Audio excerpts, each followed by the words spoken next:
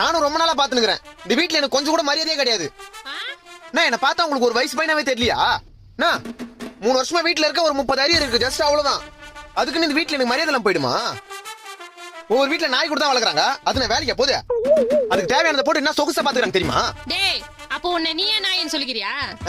நீ எனக்கு நாயா இருக்கும் போது நான் உனக்கு தாயா இருக்க கூடாதா? எது? சீ, நீ எனக்கு தாயா இருக்கும் போது நான் உனக்கு நாயா இருக்க கூடாதா?